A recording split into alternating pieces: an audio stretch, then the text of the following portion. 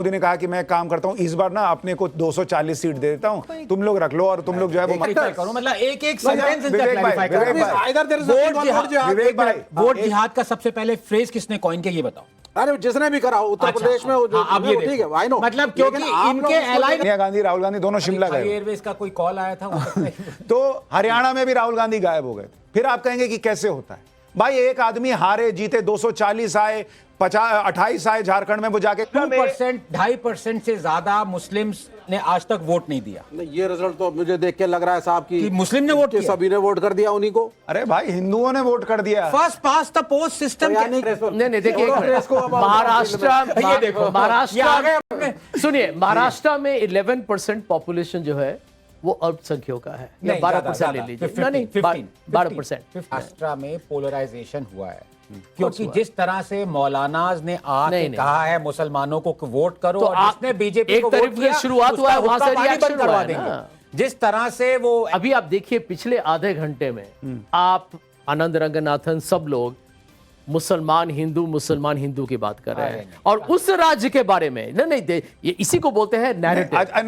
आप तब भी एग्री करते, उन्होंने कहा था मुस्लिम्स को डिसएनफ्रेंचाइज कर देना चाहिए, एग्री करते नहीं, वो तो बात वो पुरानी बात होगी, उसके बाद आगे बहुत कुछ और कह चुके हैं। अच्छा वो पुरानी बात, उसके बाद आगे और बहुत कुछ कह चुके हैं। उससे आगे बढ़ जाते हैं, छोड़िए उसका कुछ नहीं। ग्रेट ग्रैंड चिल्ड्रन भी मोदी को वोट करें, इतना वेट करना पड़ा। सुना दीजिए केशव प्रसाद मौर्य। तो उपचुनाव मैंने कहा श्री अखिलेश यादव जी का जो पीडीए है वो फर्जी। अब जिस तरीके के नतीजे आते दिख रहे हैं उसमें विधानसभाएं कैसी दिखेंगी बता रही हैं हमारी सहयोगी श्वेता। श्वेता बताइए जरा। ग्राफिक्स के जरिए चलिए। अब तो ये देखिए 2024 में 221 सीटें, 221 सीटों पर बीजेपी प्लस यानी महायुति को अभी जीत मिलती हुई नजर आ रही है। और इसके अलावा चलिए अब आगे और बढ़ते हुए मैं आपको जरा सा आगे बढ़ के 2019 और 24 का कंपैरिजन हम आपको दिखा ही रहे हैं, साथ ही साथ ये जो बड़े चेहरे हैं उनका क्या हाल है वो भी हम आपको दिखा रहे हैं। आगे झारखंड की भी बात करेंगे, लेकिन फिलहाल चलिए फटाफट से स्टूडियो का रुख कर लेते हैं। ये डिटेल्ड एनालिसिस की तरफ लगातार आगे बढ़ रही है, लेकिन उधर अगर आप झारखंड में देखें तो झारखंड में जैसा समझा जा रहा था कि इस बार अब एंटी इनकम्बेंसी के साथ तमाम फैक्टर्स प्ले इन करेंगे। आप जानते हैं घुसपैठियों समाज समेत तमाम मुद्दे है, जो अपोजिशन को कुछ होने का एक बड़ा मौका दे रही है। हमारे साथ लोकेश जिंदल जुड़ रहे हैं, आइए उनके साथ पहले बात करके ये समझ लें कि यहां पर हर क्षेत्र के अंदर बेरोजगारी है, महंगाई है, हम देखते हैं कि एक जन आक्रोश है, सभाओं में, रैलियों में थी जिसमें कई बड़े नेता शामिल थे, और उस दौरान भी इस पर मंथन हुआ होगा कि इस बार क्या अपने सीनियर पार्टनर होने का हवाला देते हुए महाराष्ट्र में इस बात को कहा जाएगा कि अब शिंदे साहब है, लेकिन जनादेश में वो रिफ्लेक्ट नहीं होती। लोकेश जिंदल साहब शायद अभी भी चुनावी मोड में है, चुनाव खत्म हो चुका है, वो मुझे लगा था कोई सभा कर रहे हैं जैसे, तो अब उसको मैंडेट को मान लीजिए, जैसे हम झारखंड के मैंडेट को अगर ये देश का मानस रिफ्लेक्ट हो रहा है आरपी सिंह साहब, तो झारखंड में क्यों नहीं दिखाई दे रहा है ऐसा? देखें उसके बाद रिएक्शंस लेते हैं। कांग्रेस नेता सुप्रिया श्रीनेत हमारे साथ है बात करने के लिए। सुप्रिया जी, महाराष्ट्र और झारखंड दो राज्यों आप काम करेगा तो आपको लोग जरूर वापस वोट करेंगे। एक ये भी बात है कि उपचुनाव की भी पिक्चर बहुत मिली जुली है। यूपी में हमारा गठबंधन 2 सीटें जीत रहा है, मध्य प्रदेश में शिवराज सिंह जी के गढ़ में हम सीट जीत रहे हैं, वायनाड सॉल्वेंट जाने दिए उनकी योजना के, वो सारी चीजें थी। लेकिन आज मैं सिर्फ नतीजों पर और जो नंबर्स आए उस पर चर्चा करना। जिस योजना का आप जिक्र करिए, एक अंतिम सवाल, जिस योजना का महाराष्ट्र में आप जिक्र कर रहे हैं, स्टैंड बाय रहिएगा, आपके पास आ रहा हूं। खास तौर से महिलाओं के लिए जो योजनाएं दोनों ही तरफ चलाई गई उसके बारे में जानने के लिए। लेकिन पहले राकेश, ये जो सरगर्मियां बढ़ रही हैं मुलाकातों की, अब देखिए वो तो उनके आला कमान जाते हैं, लेकिन हर कोई बीजेपी के महाराष्ट्र में जितने जो नेता हैं वो यही चाहते हैं कि देवेंद्र फडणवीस जिन्होंने इस जिम्मेदारी को बखूबी निभाया उनकी ताजपोशी इस मामले में हो। अब आंकड़े जो है उसको साफ दिखाएगा, उनके फेवर में आंकड़े आ जाएंगे। जब लेकिन जहां पे वो खुद लीड कर रहे हैं उनसे जब ये पूछते हैं कि भाई 2 बजे के बाद तो आपका भी ट्रेंड चेंज हो सकता है और आप भी जो है लीड से ट्रेलिंग कर सकते हैं, तो वहां पर उन्हें वो बात जो है लगातार हो रही है। और मैं सुन रहा हूं कि महिलाओं के संदर्भ में जो काम किए गए, खासतौर से उधर महाराष्ट्र में भी यही पे कर रहा है वहां की रूलिंग पार्टी को, और यहां की रूलिंग पार्टी को भी वही पे कर रहा है जो उन्होंने महिला दर्शकों को दिखा दूं। उसके फौरन बाद फिर से आता हूं आप लोगों के पास। ये देखिए एक और महत्वपूर्ण डेवलपमेंट चुनाव से जुड़ा हुआ आपकी स्क्रीन पर टाइम्स नाउ नवभारत। शिंदे गुट के नेताओं का लगातार ये बयान आ रहा है। क्या कहें? महायुति निर्णय लेंगी, महायुति के नेता लोग निर्णय लेंगे, लेकिन मुझे लगता है मेरा नेता एकनाथ शिंदे साहब है, वो मुख्यमंत्री होना चाहिए। बिल्कुल, लेकिन सर जो आंकड़े सामने आ रहे हैं महायुति के एक तरफा, मुंह तोड़ जवाब दिया है कि हिंदू हृदय सम्राट शिवसेना प्रमुख माननीय बाला साहब ठाकरे जी के बाद उनकी शिवसेना कौन आगे ले जा सकता है, उसका उत्तर एकनाथ शिंदे लोगों ने दिया है। संजय था आपके नेता बहुत महसूस कर रहे थे कि बटेंगे तो कटेंगे जैसी बातें महाराष्ट्र में नहीं होना चाहिए। अब तो आप शुक्रिया कर रहे होंगे योगी जी का।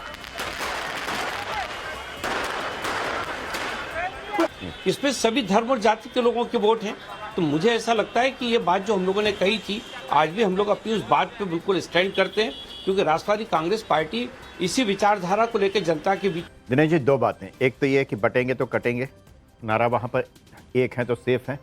ये सिर्फ नारा नहीं, लोगों के भीतर जो वास्तव में पिछले दिनों की जो घटनाएं थी उससे जिस तरीके की अमर कुमार बावरी भारतीय जनता पार्टी के आगे चल रहे हैं। उधर मुजफ्फरनगर में मीरापुर में देख लीजिए क्या है, राउंड 6 चल रहा है। उधर आरएलडी के जो उम्मीदवार हैं वहां मिथिलेश पाल आगे चल रहे हैं। आरएलडी के 1,070। मैं इसमें कोई भी दो राय नहीं है कि संगठन को और मजबूत होने की आवश्यकता है, अनुशासन की आवश्यकता है और प्रत्येक परिणाम को की समीक्षा करना। चीजें कुछ और कंसोलिडेट होंगी ये सोचा जा सकता है क्या झारखंड के बारे में?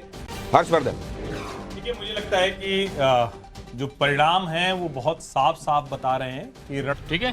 बिल्कुल, तो देखिए, बाबूलाल मरांडी हैं, बीजेपी के प्रदेश अध्यक्ष हैं, पूर्व मुख्यमंत्री रहे हैं झारखंड के, और उनको अभी भी ये उम्मीद है कि कहीं ना कहीं जो अभी रुझान रिस्पॉन्स जो है, एक है तो सेफ है का नारा दिया, लेकिन इसका जो बेसिक है जरा उसको समझिए।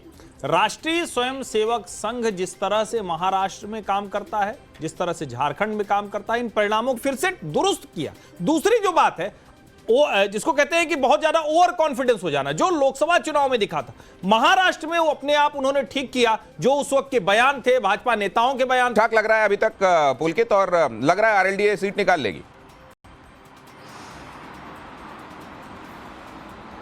देखिए, लग ऐसे ही रहा है, 6 राउंड हो चुके हैं और 17,000 के बाद समाजवादी पार्टी का खेमा जिस तरह का दावा कर रहा था, हालांकि करहल से उनके लिए खबर ठीक है, लेकिन ओवरऑल अगर आप सिनेरियो देखें, खास तौर से लोकसभा चुनाव के नतीजों के बाद का कॉन्फिडेंस और मजबूत गढ़ रहा है, क्योंकि माइनॉरिटी वोट बैंक वहां पर अच्छी खासी तादाद में है। तो ऐसे में मीरापुर जो कुदरती सीट है वो झटका समाजवादी पार्टी के लिए एक बड़ा हो सकता है, ऐसी संभावना समाजवादी पार्टी के नेता भी जता रहे हैं। इसके अलावा की जो राउंड की मतगणना हुई है उसके हिसाब से अभी चीजों को आगे समय के लिए थोड़ा सा होल्ड किया गया है, लेकिन बहाने का राजगोपालन सर भी हमारे साथ जुड़े हुए हैं। सर, ये मुस्लिम प्रो लेफ्ट पार्टी हो गया, ये लोकेश जिंदल मानेगा नहीं मानेगा पता नहीं है, लेकिन बिल्कुल कांग्रेस का विचारधारा बदलेंगे, जमीन पर हकीकत दिखाएगा। लेकिन मुझे आगे बढ़ना, हम शेयर कितना क्लेम करें, किन किन चीजों को लेकर हम क्लेम करें, जाहिर है अपने पार्टनर से ये बात करने के पहले ये विचार मंथन होगा। यहां आप देख रहे हैं रांची में कांग्रेस की कल अहम बैठक, हमारे साथ राजेश ठाकुर भी जुड़। ये ट्रेंड आप देख लीजिए, जो ट्रेडिशनल अभी तक बीजेपी के गढ़ माने जाते थे, एक भावना बनी हुई थी कि अर्बन एरियाज में बीजेपी होती है, दिखाई दे रहे झारखंड के हिसाब से। लेकिन आप देख रहे हैं सरगर्मियां बढ़ गई हैं। रांची में कल बैठक होने वाली है। बैठक को लेकर जाहिर है सब ये समझना चाहते हैं, प्रीटेक्स्ट तो सब जानते हैं कि सरकार में स्टेक क्लेम किसका कैसे होगा। राष्ट्र के नतीजे को लेकर जरूर निराश है। वायनाड की जीत को लेकर कांग्रेस में खुशी, क्योंकि प्रियंका गांधी वाड्रा अब संसद में दिखेंगी। झारखंड को लेकर क्या रणनीति है? कल विधायक दल की बैठक रांची में बुलाई जाएगी, इस तरह की खबर पर आगे चल रही है। और 86% का स्ट्राइक रेट, जाहिर है देवेंद्र फडणवीस के पास खुश होने का बड़ा मौका है ये, लेकिन साथ में बहुत सारी चीजें उनको आगे के हिसाब से अब यहां से व्यवस्थित करते भी चलनी है, और यही उनके पास चलते हैं। शिवानी, बिल्कुल सीधी सीधी तस्वीरें आपको एकनाथ शिंदे के घर के बाहर दिख रही है। नरेश मस्के नजर आ रहे हैं मिठाइयां खिलाते कार्यकर्ताओं को, और साफ तौर पर ये महत्वपूर्ण कार्यकर्ताओं को मिठाइयां खिला रहे हैं। ऐतिहासिक जीत है, स्ट्राइक रेट बेहद ज्यादा है। ये देखो, माननीय मुख्यमंत्री एकनाथ शिंदे साहब, उप मुख्यमंत्री देवेंद्र फडणवीस, अजीत दादा मंत्रिमंडल प्रेसिडेंट रहे हैं कांग्रेस के झारखंड के भीतर, तो वो इस स्थिति को कैसे देख रहे हैं? और वहां खास तौर से एक बात मैं आपसे जानना चाहता हूं कि कल्पना सोरेन का पीछे चलना, 4 मंत्रियों का जो लेकिन कुछ चीजें ऐसी हैं जो फेवर में चली गई कि यहां तो वही दिखाई दे रहा है, 4 मंत्रियों का पीछे चलना, पत्नी का पीछे चलना।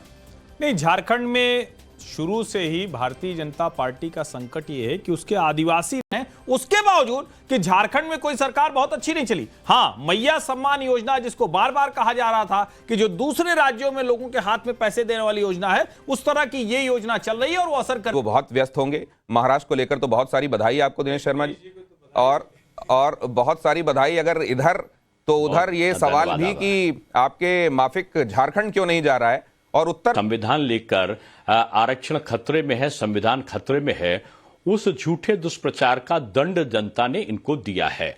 अब ये फतवा जारी करने का समय और प्रधानमंत्री जी का जो मार्गदर्शन और समन्वय था वो चढ़कर बोला है, और मैं कहूंगा कि ये एक संयुक्त विजय है सबके मिलकर प्रयास करने का। भाकपा, कांग्रेस, झारखंड से अगर आप कहते हैं कि मैंडेट जो है वो, मैं समझता हूं वो संदेश देते हैं, तो आपके लिए झारखंड का मैंडेट क्या संदेश देता है?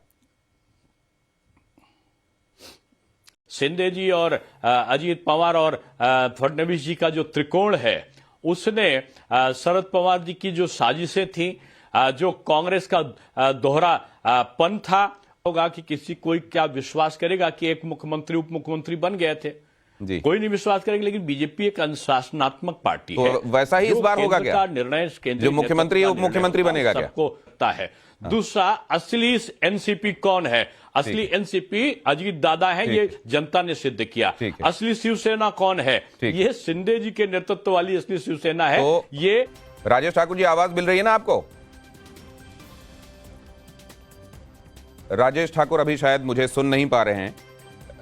राजेश ठाकुर जैसे ही कनेक्ट होते हैं वापस मुझे उनके पास ले चलिएगा। इस समय झारखंड को देखने के बावजूद ये जो पिक्चर सामने रखी जा रही है, ये लोगों के साथ वैसी ही कनेक्ट करेगी, ये भी मैं जरा समझना चाहता हूं। लोकेश जिंदल, ये देख रहे हैं आप का जो एरिया है, उसका एरिया अगर हम छोड़ दें तो और कहीं पर बीजेपी का कोई बहुत सिग्निफिकेंट विन जो है नहीं दिख रहा है। इसका मतलब ट्राइबल इलाकों तक रीच आउट करने में बीजेपी हारी है, ये बिल्कुल गलत है। हाँ, बिल्कुल मैं ये स्वीकार करता हूँ कि महाराष्ट्र में भाजपा को एक बहुत बड़ी जीत मिली है और उनके अलायंस को एक बहुत बड़ी कोल्हान के पूरे जो क्षेत्र को अगर आप देखें, उसमें कांग्रेस की प्रेजेंस महत्वपूर्ण तरीके से है। हाँ, मतलब कंसोलेशन प्राइज के तौर पर है ना? नहीं, सुनिए अगर आप देखिए, जहां तक बिहार उपचुनाव की बात है, चारों सीट पर एनडीए आगे है और जैसा कि आपने भी कहा कि प्रशांत किशोर ने चारों सीटों पर अपना उम्मीदवार खड़ा किया था। मेजॉरिटी मिळेल, खरं म्हणजे लँडस्लाइड विक्टरी अशा प्रकारचा विजय या ठिकाणी प्रदान केलं। गेले 2-2.5 वर्ष जे महायुतीने काम केलं, त्या कामाची पोचपावती या निवडणुकीमध्ये जनतेने दिली आणि म्हणून महाराष्ट्रातल्या जनतेला मनापासून धन्यवाद देतो। महायुतीचे सर्व कार्यकर्ते मनापासून काम करत होते आणि म्हणूनच हा विजय, एवढा मोठा विजय मिळतोय। मी माझ्या ठाणे धन्यवाद देता हूँ, उनका अभिनंदन करता हूँ, क्योंकि ये विक्ट्री जो है ये लैंडस्लाइड विक्ट्री है। ये मैंने कहा था कि महायुति को, ये महायुति ने जो काम किया है उसके काम के ऊपर ये जनता ने शिक्कामोर्तब किया है, काम को तवज्जो दिया है, प्राथमिकता दी है, और इसीलिए महायुति को से ज्यादा। संजय झा जी, आप मुस्कुरा रहे हैं, मैं रिकॉर्ड पर डालना चाहती हूं कि ये 156वीं ऐसी इलेक्शन है जो आपने गलत आंकी थी। तो आपका अलायंस को 31 सीटें मिली थी, मतलब लोकसभा में 65% सीट्स इंडिया अलायंस ने जीती थी। और 5 महीने के बाद अब आप ये हाल देखिए कि 20% के 20% हो, 105 या 102 सीट हम लड़े थे और वहां पर 19 या 20 सीटें मिल रहे हो। तो मतलब आप उस पूरे जो एक खंबे हैं उसमें आपको सबसे मजबूत अंग कांग्रेस को होना था। यहाँ महाराष्ट्र में 20% की भी स्ट्राइक रेट नहीं। आनंद रंगनाथ, नहीं, देखिए, मैं फिर भी Sanjay Jha, I commiserate with him and he is been very fair in accepting this very gracefully. अगर काश मेरे कॉन्ट्ररी व्यू नहीं देना चाहूंगा, लेकिन मैं थोड़ा सा अलग इस पे डिबेट होनी चाहिए कि कहीं ऐसा तो नहीं, या मुझे लगता है ऐसा ही है कि जो हमारा देश का वोटर है ही इज सो परसेप्टिव। तो इसमें 3 या 4 चीजें हैं जो टेस्ट पर थी, और ये चीजें हैं, नंबर 1 नारा, क्या नारा काम किया? एक है तो सेफ है वर्सेस जो मुस्लिम और इसके साथ कास्ट का नारा, ये चारों ध्वस्त हो गए। सबसे पहले तो मैं कहना चाहूंगी कि ये 3 डायनेस्टीज की डिफीट है। आप सोच लीजिए, ये पुराने जो पॉलिटिकल एलिट्स हैं उन्होंने फेल हो गया। झारखंड में जहां हमने बहुत ही मुझे परेशान करने वाले एडवर्टाइजमेंट्स देखे, झारखंड में नहीं चला। और हमेशा जब भाजपा दूसरी मुद्दों के ऊपर है, बड़ी बात आपने कही, लेकिन मैं आपको, और यही सवाल मैं हर्षवर्धन त्रिपाठी जी को पूछना चाहती हूं। हर्षवर्धन त्रिपाठी जी, सबा नकवी कह रही हैं कि नारा चला महाराष्ट्र में, पर झारखंड कहीं ना कहीं consolidation of the caste, consolidation of Hindu vote और आरएसएस और बीजेपी की इंप्रूव्ड तालमेल, क्या ये इसका नतीजा नहीं है? किया बीजेपी ने जो वहां आदिवासी बेटी घुसपैठिया जमाई, जो वहां की जमीन की, जो वहां की रोटी बेटी माटी की बात की, वो असर किया है।